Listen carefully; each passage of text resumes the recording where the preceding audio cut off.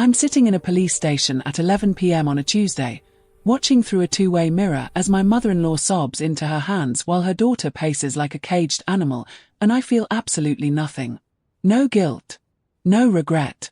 Just the cold satisfaction of watching a $127,000 Porsche 911 Carrera getting towed to an impound lot while two officers take statements about grand theft auto. You want to know the crazy part? I'm the one who reported it stolen. While they were driving it. On the highway. Doing 70 miles per hour. The look on Joyce's face when those blue lights appeared in her rearview mirror. Worth every single second of the hell they'd put me through.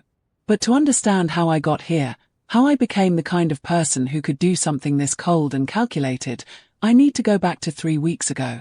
To the morning I woke up and found my wallet lighter and my credit card missing. It was a Thursday. I remember because Thursdays are when I do the grocery shopping, and I was standing in Trader Joe's with a full cart when my card got declined. Not my debit card. My credit card. The one I specifically keep for emergencies with a $150,000 limit that Jeremy and I agreed would never touch unless absolutely necessary. Try it again, I told the cashier, feeling the heat rise to my cheeks as the line behind me grew longer. She did. Declined again. The woman behind me sighed loudly. A child somewhere started crying. I fumbled for my phone with shaking hands and opened my banking app right there in the checkout line. Current balance, $127,439.18. My stomach dropped to my feet.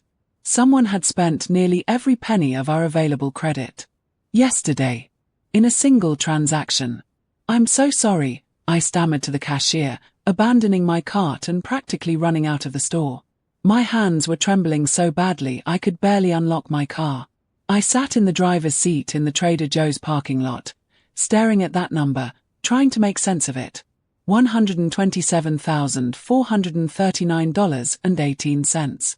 Who spends that much money in one transaction? My first thought was fraud. It had to be fraud. Someone had stolen my card information and then I remembered. 2 nights ago, Jeremy and I had hosted dinner for his mother Margaret and his half-sister Joyce. We did it once a month, an obligation I'd learned to tolerate if not enjoy. Margaret had raised Jeremy alone after his father left, and she'd never quite forgiven him for marrying me instead of the daughter of one of her country club friends. Joyce was 32, 5 years younger than me, and had never held a job for longer than 6 months in her life.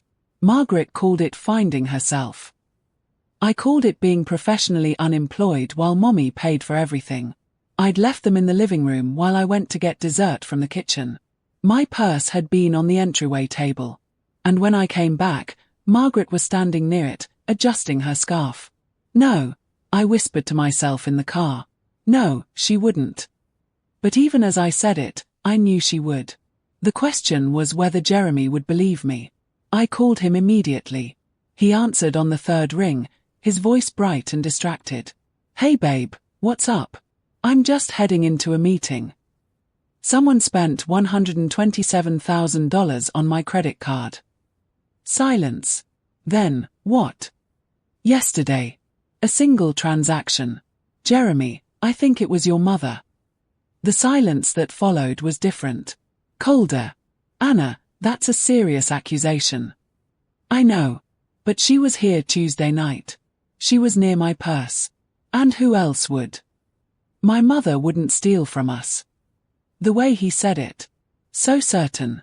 So immediate. Like the very suggestion was offensive. Then how do you explain $127,000 disappearing from our account? I don't know, but I'm sure there's a rational explanation. Call the credit card company. Report it as fraud. I have to go. He hung up before I could respond. I sat there for a long moment, staring at my phone. Then I called the credit card company. The representative was polite and efficient. Yes, they could see the transaction. Yes, it was unusual. And yes, they could tell me where it was made. Prestige Motors of Beverly Hills, she said. Posted yesterday at 2:47 p.m. For a vehicle purchase. My blood ran cold. What kind of vehicle? I'm sorry, I don't have those details. just that it was processed at an automotive dealership. I thanked her and hung up. Then I did something I'm not proud of.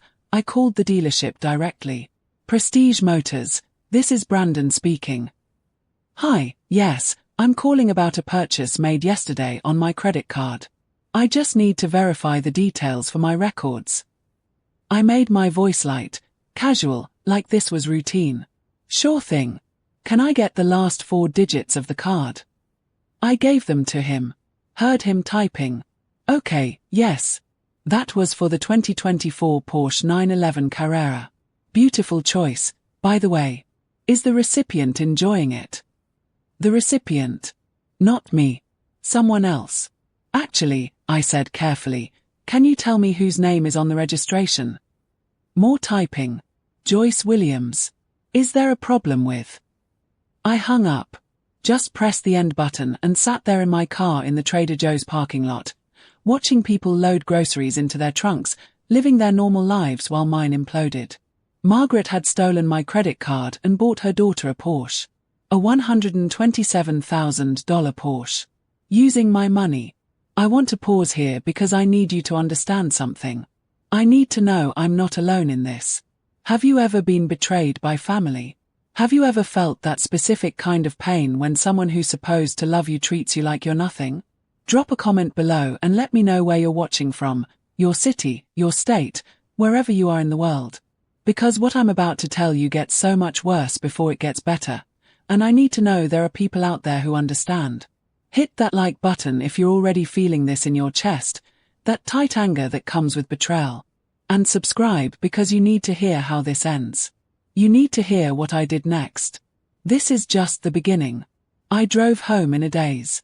Our house, the one Jeremy and I had bought together 5 years ago, the one we'd painted and renovated and filled with furniture we'd carefully chosen, felt like a stranger's home. Everything looked the same but meant something different now. I called Jeremy again. This time he didn't answer. I texted him. It was a Porsche. For Joyce. Call me. 20 minutes later, my phone rang. Not Jeremy. Margaret. Anna, sweetheart, I think we need to talk. Sweetheart. She'd never called me sweetheart in the 7 years I'd known her. You stole my credit card, I said flatly. Now, that's a very harsh word. I borrowed it. There's a difference. My hands were shaking again. I pressed one against the kitchen counter to steady myself. You spent $127,000 without asking me. On a car. For Joyce. Joyce needed a car, Anna. Her old one was practically falling apart. And you and Jeremy have plenty of money. I didn't think you'd miss it. I didn't think you'd miss it. $127,000. Margaret, that's not your decision to make. That's theft. That's credit card fraud. Her voice changed. Went sharp. Are you threatening me? Because I should remind you that I'm Jeremy's mother. I was in his life long before you, and I'll be there long after if you keep this attitude up. I want the card back.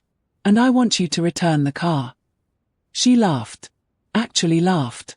The car's already in Joyce's name. The paperwork's done. And frankly, Anna, if you make a fuss about this, you're going to look very petty. Very selfish. Is that really how you want Jeremy to see you? She hung up.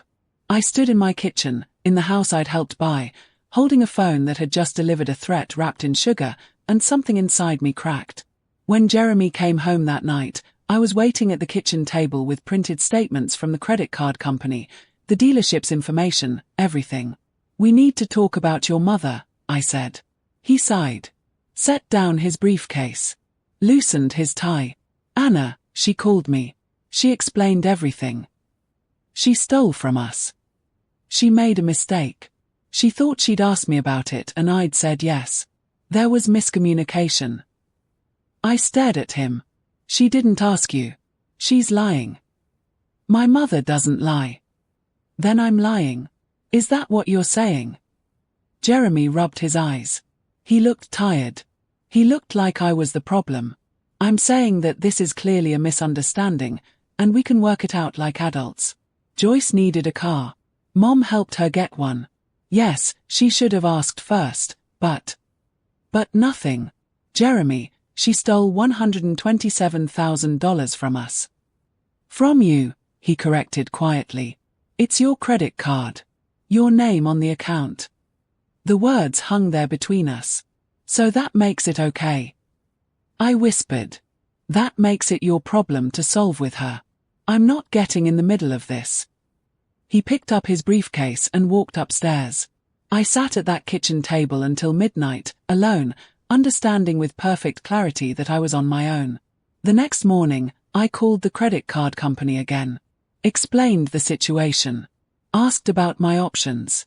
Well, if the charge was unauthorized, you can dispute it. But you'll need to file a police report for fraud.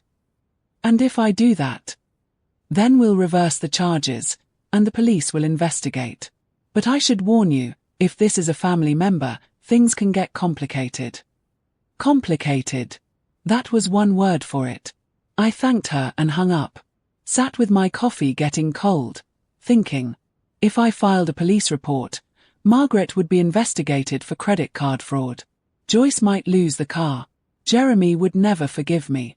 His whole family would paint me as vindictive, cruel, the woman who destroyed them over money. If I didn't, I'd be out $127,000, and they'd know they could do it again. That I was weak. That I didn't matter. I was still sitting there when my phone buzzed. A text from an unknown number. But I recognized the area code. Beverly Hills. It was a photo. Joyce, posing next to a gleaming silver Porsche, sunglasses on, champagne glass raised. The caption, living my best life. Thanks, Mom. Red heart hash. She'd sent it to me. Or someone had. Either way, the message was clear. They weren't sorry. They were celebrating. I took a screenshot. Saved it. Then I opened my laptop and started researching. California Penal Code 484G. Theft by use of access card without cardholder's consent. Punishable by imprisonment and fines. I read everything I could find. Every legal precedent. Every detail about what constituted theft versus unauthorized use. And then I found something interesting. If the stolen vehicle was recovered while in operation, if the thief was caught actively using the stolen property, the charges were more severe. The crime was ongoing. Undeniable. I sat back in my chair, an idea forming.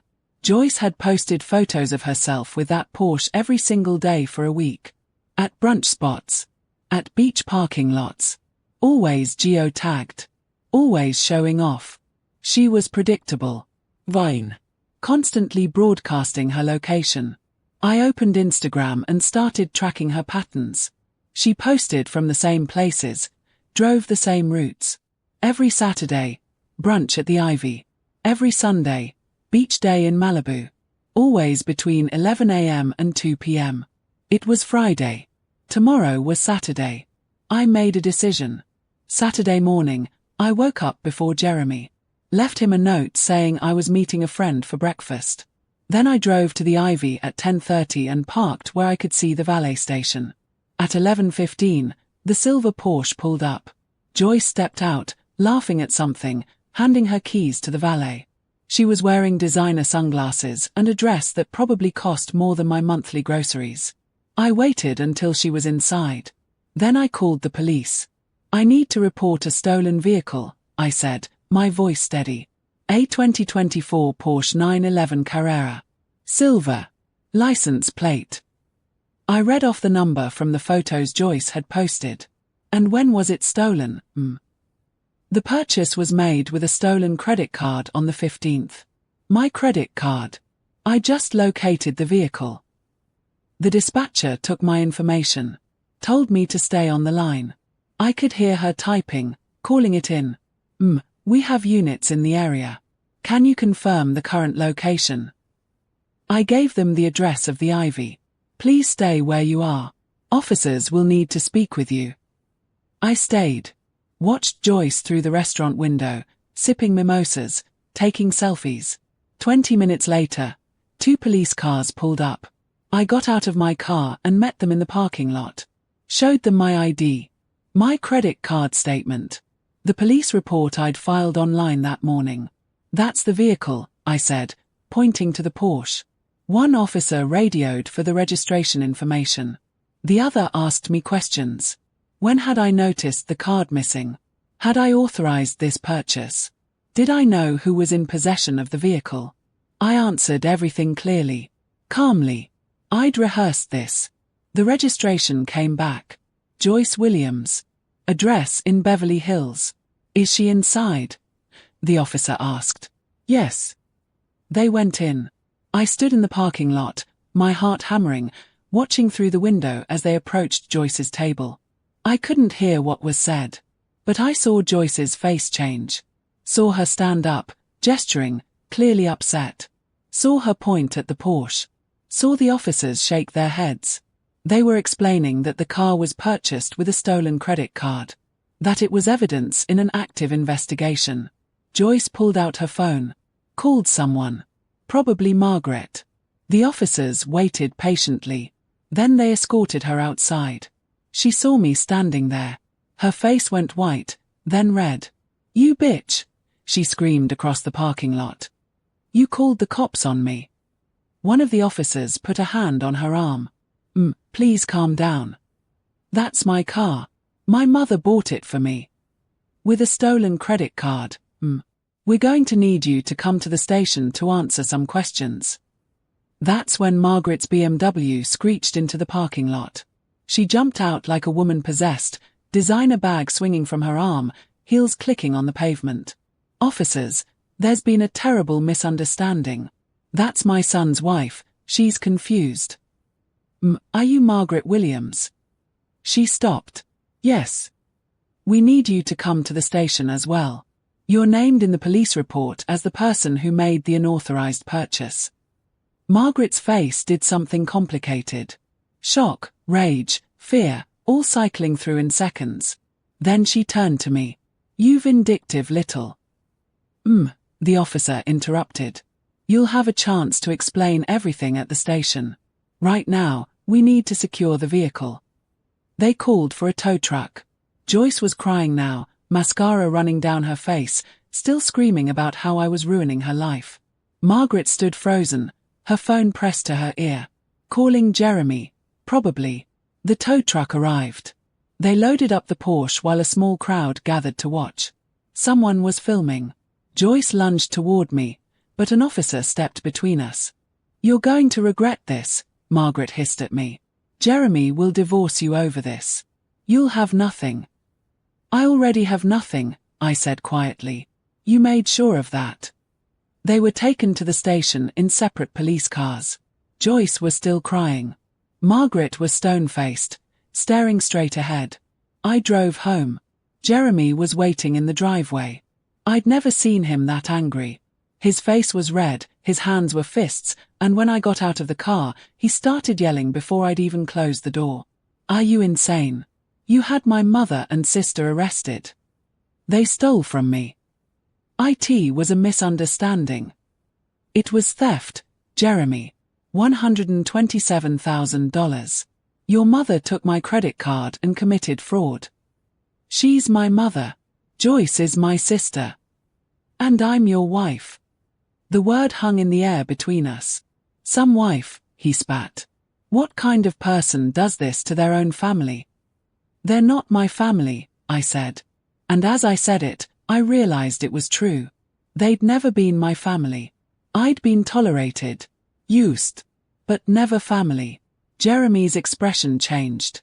Went cold in a way I'd never seen. Get out, he said. What? Get out of my house. Pack your things. I want you gone by tonight. Jeremy, this is my house too. My name is on the mortgage. I don't care. You chose this. You chose to destroy my family over money.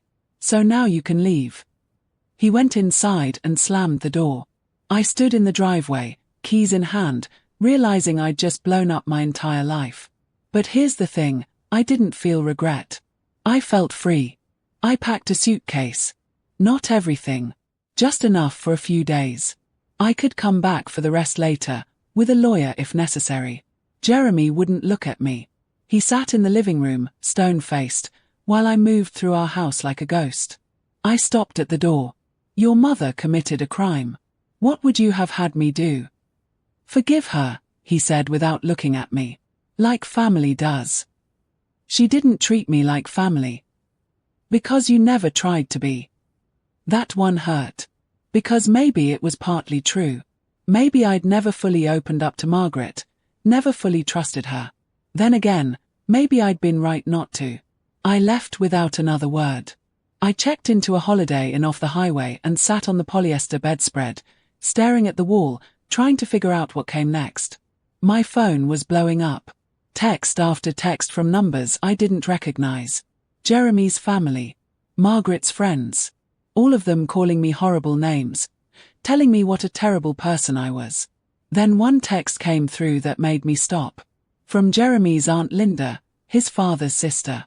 The only one in his family who'd ever been kind to me. Anna, I heard what happened. I'm so sorry. If you need someone to talk to, call me. What Margaret did was wrong. You had every right. I stared at that text for a long time. Then I called her. Linda picked up on the first ring. Oh honey, are you okay? I started crying. Just completely fell apart. All the stress of the past 2 weeks, all the betrayal and anger and fear, came pouring out. Linda listened. Didn't interrupt. Didn't judge. When I finally stopped talking, she said, Anna, I need to tell you something about Margaret. Something Jeremy might not know. I wiped my eyes.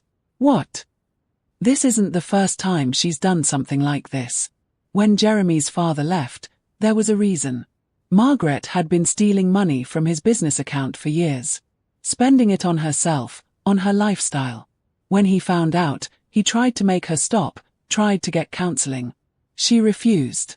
Said he owed her for sacrificing her career to raise Jeremy. My blood went cold. Jeremy never told me any of this. Because he doesn't know. His father didn't want to poison him against his mother. So he just left. Let Margaret tell Jeremy whatever story she wanted. And she painted him as the villain who abandoned his family. Oh my God. Margaret has been taking advantage of people her whole life, Anna. She sees it as her right. And she's raised Joyce to be exactly the same way. You did the right thing. Don't let them convince you otherwise. We talked for another hour. Linda gave me the name of a lawyer. Told me to document everything. Reminded me that I had rights, that the house was half mine, that I didn't have to just disappear because Jeremy told me to. When we hung up, I felt different. Stronger. I opened my laptop and started documenting everything. Screenshots of Joyce's Instagram posts with the car. Bank statements. The police report number. Text messages from Margaret. Then I did something else. I looked up the penalty for credit card fraud in California. Up to 3 years in prison. I thought about Margaret's face when the police told her she had to come to the station. The fear underneath the rage. Part of me felt guilty. Part of me felt like maybe I'd gone too far. But then I remembered her voice on the phone. I didn't think you'd miss it. Like I was nothing. Like my money was hers to take. No. I hadn't gone too far. I'd gone exactly far enough. The next morning, I got a call from a detective. He needed me to come give a formal statement. I agreed, got dressed, drove to the station. The detective was a middle-aged woman named Rodriguez. She had kind eyes but a no-nonsense demeanor. Mrs. Miller, I need to ask you some questions about the incident. She walked me through everything. When I'd noticed the card missing. When I'd discovered the charge. My relationship with Margaret and Joyce. And you're certain you didn't give permission for this purchase? Absolutely certain. No verbal agreement. No understanding that she could use your card. None whatsoever. Detective Rodriguez nodded, making notes. We've spoken with Ms. Williams and her daughter. They're claiming this was a gift. That you'd agreed to help purchase the vehicle. That's a lie. Can you prove that? I pulled out my phone. Showed her the text from Margaret. I borrowed it. There's a difference. Rodriguez's eyebrow went up. She admitted to taking it without asking. Yes. And she said she didn't think I'd miss the money. Do you have this in writing? I forwarded her the screenshot. Watched her read it. Watched her expression harden. Mrs. Miller, I'm going to be honest with you. Cases like this, family situations, they're complicated. DAS don't always want to prosecute. But this. She held up her phone with the screenshot. This is pretty clear-cut. She's admitted to unauthorized use. What happens now? We complete the investigation. Send it to the DA's office. They decide whether to file charges. But between you and me, this is solid. I left the station feeling vindicated. And terrified. That night, Jeremy called. First time since I'd left. Anna. Jeremy. The detective called me. Asked me questions about Mom. I waited. I told them it was a misunderstanding. That you're just angry and overreacting. I'm not. She's my mother. And she committed a crime. Silence. Then, if you go through with this, we're done. Completely done. I know, I said quietly. You'd really choose this. Choose destroying my family over our marriage. I'd choose the truth, I said. Over being treated like I don't matter. He hung up. I sat in that hotel room and cried. Because even though I knew I was right, even though I knew what Margaret had done was wrong, it still hurt. 7 years with Jeremy. 7 years of building a life together. Gone. But you know what hurt more? The realization that he'd never once chosen me over them. Not once. Every conflict, every issue, he'd sided with his mother. I'd just never forced the issue before. Maybe this was a long time coming. The next few days were a blur. I hired the lawyer Linda recommended. Started the process of legally separating from Jeremy. Moved my belongings out of the house while he was at work, with the lawyer present to make sure everything was documented. The house felt empty. Not of furniture, but of life. Like all our memories had evaporated. I found an apartment. Small. Nothing like the house. But it was mine. Nobody could take it from me. 2 weeks after the incident, I got a call from Detective Rodriguez. Mrs. Miller, I wanted to let you know that the DA's office has decided to file charges. Grand theft. Your mother-in-law and her daughter will be arraigned next month. My stomach dropped. Both of them. Joyce knew the card was stolen. That makes her complicit. She'll likely face lesser charges, but yes, both of them. I thanked her and hung up. Then I threw up. Because it's one thing to want justice. It's another to know you've set in motion something that can't be taken back. Margaret called me an hour later. Are you happy now? Her voice was shaking. My lawyer says I could go to prison. Joyce could go to prison. Over a car. Over theft, I corrected. I'll pay you back. Every penny. Just drop the charges. I can't. It's with the DA now. You could if you wanted to. You could tell them you don't want to press charges. But I do want to, I said quietly. She sucked in a breath. You are the most vindictive, horrible. I hung up. My hands were shaking. But I didn't feel bad. The arraignment was a media circus. Somehow the press got wind of it. Beverly Hills mother and daughter accused of stealing Porsche with daughter-in-law's credit card. It was too juicy not to cover. I sat in the courtroom, in the back, watching Margaret and Joyce stand before the judge. They both pled not guilty. Bail was set. Jeremy was there, paying it, his face like stone. He saw me as he left. Didn't say anything. Just looked at me like I was a stranger. That hurt worse than anything. The lawyer pulled me aside afterward. They're going to try to settle. Offer restitution in exchange for you asking the DA to drop charges. What should I do? That's entirely up to you. But I'll tell you this, if you settle, they learn they can buy their way out of consequences. If you don't, you set a boundary. I thought about that for a long time. In the end, I told the lawyer to refuse any settlement offers. This wasn't about money anymore. It was about the principle. About being treated like a person who mattered. The trial was set for 4 months out. In the meantime, Life went on. I went to work. Came home to my small apartment. Started therapy to process everything. My therapist asked me once, "Do you think you could have handled this differently?" Yes, I admitted. I could have let it go. Could have written off the money. Could have preserved my marriage. Do you wish you had? I thought about it. Really thought. No, I said finally. Because then I'd still be the person they could walk all over. And I'm tired of being that person. She nodded. Growth is painful. But so is staying the same when you've outgrown who you were. The divorce papers came through. Jeremy didn't contest it. We split everything 50-50. The house sold quickly. I got my half. It should have felt like a loss. Instead, it felt like freedom. 3 months after the arraignment, I got a call from the DA's office. Margaret and Joyce had accepted a plea deal. Margaret would plead guilty to grand theft, serve 6 months in county jail, and pay full restitution plus penalties. Joyce would plead to a lesser charge, receive probation, and community service. "We wanted to run it by you before accepting," the prosecutor said. "Given that you're the victim. 6 months seems light for $127,000. It is.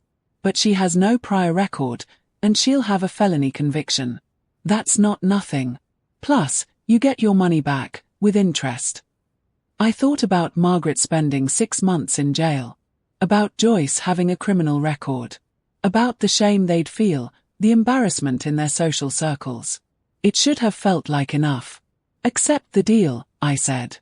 The sentencing hearing was quiet. No media this time.